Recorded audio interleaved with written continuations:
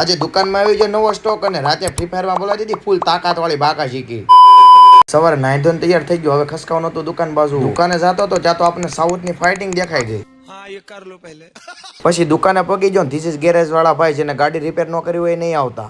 અબે સાલે. પછી ખોલી નાખી દુકાન અને કચરા પોતા કરીને આપણું તો રોજનું એક જ કામ કરવા માંડવાનું, ફ્રેશિંગ. પછી આવી ગયા આપણા પાડોશીના દુકાન અને આ ભાઈ પણ ફ્રેશિંગ કરતા હતા. જે કોઈને કપડા હંકેલવા માટે કારીગર જોવે કોન્ટેક્ટ કરો ચેતનભાઈ નો. અચ્છા. પછી વાગી જતા બપોરના 12 અને નીકળી જાઓ જમવા માટે. હા પેલા લ્યો બટકું ભરેલું સફરજન જોઈ લ્યો.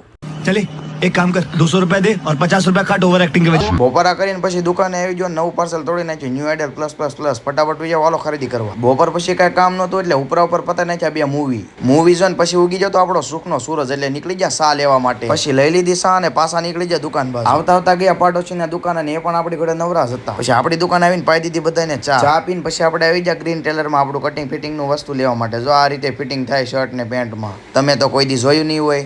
નહીં. આ છે ભવિષ્યનો ફૂટબોલ પ્લેયર છે. નોકરીની હારે ફૂટબોલ પણ શીખે છે. પછી વાગી જતા 8:30 ને આજે આપણે જવાનું હતું વહેલા ઘરે કેમ કે બેન ને જવાનું હતું બસે મૂકવા. પછી આવી ગયા બેન ને બસે મૂકવા ને હવે જવાનું હતું ઘર બાજુ. તમે કયા ગામથી મારો વિડીયો જોવો છો જરા કોમેન્ટ કરી દેજો. પછી આપણે આવી ગયા આપણી ગેંગ પાસે ને ન્યા હાલતી હતી ફ્રી ફાયર ની બાકાજી. લે હાલે આ તો 2 આંગળી વાળા ભાઈ લાગે. હારે એનો ચેલો પણ क्या जोक मारा भाई। અમારી આખી ગેંગ માંથી જયભાઈ તો બહુ મોટું તાકાત વાળું ગેમ પ્લે કરતા હતા. બાકી હવે મળવી નવા વ્લોગમાં. તમે આવીને આવી રીતે સપોર્ટ કરતા રહેજો.